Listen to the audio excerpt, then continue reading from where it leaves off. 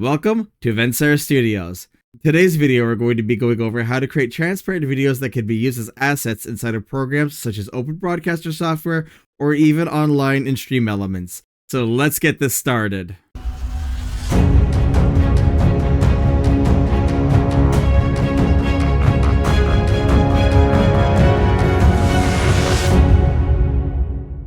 Just like with any other tutorial I go over, any of the programs that are used will be linked in the description below. With that out of the way, let's get a move on.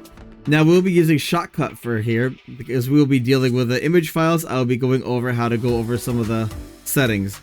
So what you're going to be doing is clicking on settings, going to video mode, and setting it to the video mode you need. Now this one actually will be done in 24, so it'll be set to 1080p, 24 FPS.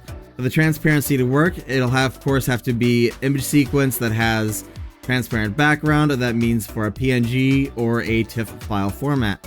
Now for this one, we will be using, I believe it will be PNGs. This will be something I made up in Blender after I had done the masking inside DaVinci Resolve. So we're going to drag this on out over here. You just drop it right in here and it'll be in the main source frame area, but it'll only be the one frame.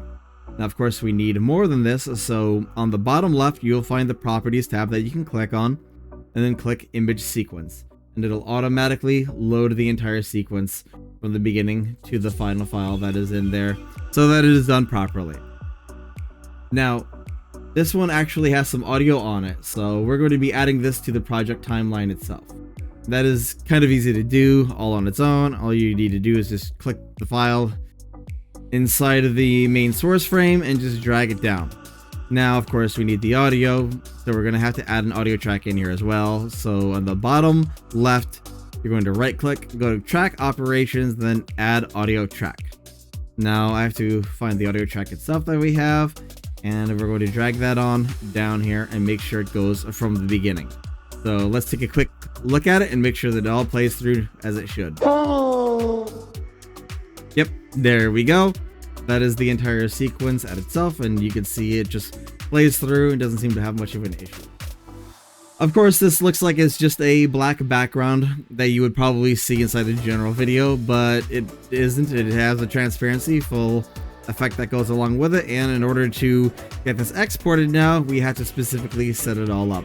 On the bottom left usually is the export tab, but if you do not have it there, you can just go up to the very top section on pretty much in the middle and click the export tab itself, and that'll bring it right on up. Now with all of this, you will see there's a lot of presets that Shotcut comes with. It's very nice with this and be able to just get things exported on out once you are done, but it also has the alpha section right on over here. The way we're going to be clicking on is WebM-VP9 with alpha. If you wish to, you can just export it right on out, or you can go to the advanced sections and change the bitrate to make it a higher quality by going to the codec and then changing the bitrate to whichever one you want. I have a preference usually for a GOP. I set it to double that of the frame rate of what the video is going to be, so this will be 48, so that is a 2-second keyframe. Once that is all said and done, you can just go ahead and click Export File and export to where you want it out. Actually, right here is kind of perfect, so we're just going to put it in here, BP Gasp, and this will export it right on into there, and it'll be in the WebM file format.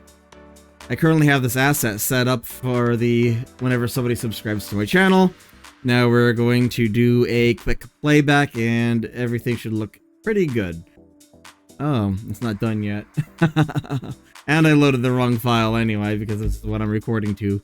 So let me get a proper tab on open here and grab the real file that we're supposed to be playing. Start from the beginning and make it full screen. And of course, I will show you inside Open Broadcaster software itself that this is working without a single issue. Have this launch anyway. And I will bring that right on over here. And we're going to be changing the scene over to test bed. You can see I already have one of them in here that I had done. We're going to delete that. We're going to put DP Gasp in there.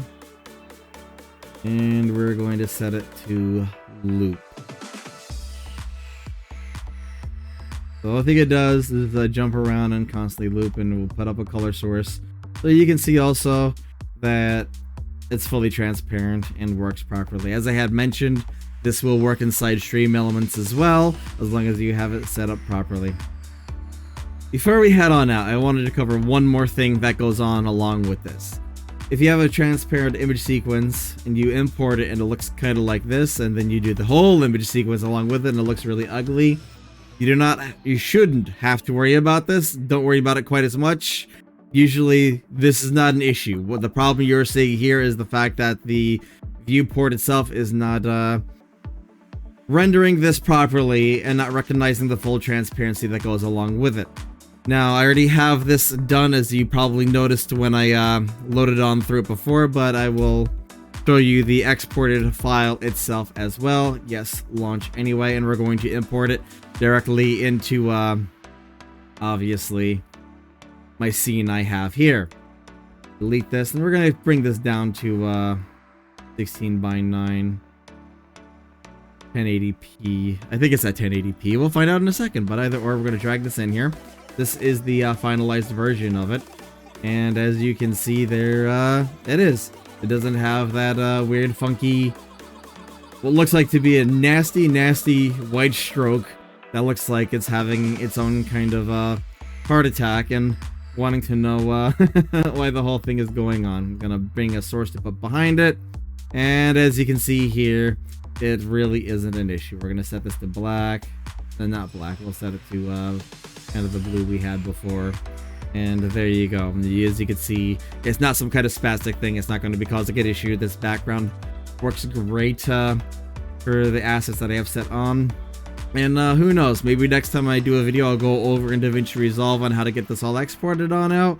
And you'd be able to set up a sequence that kind of goes along with this for like a stellar, nebula, galaxies kind of thing for yourself as well.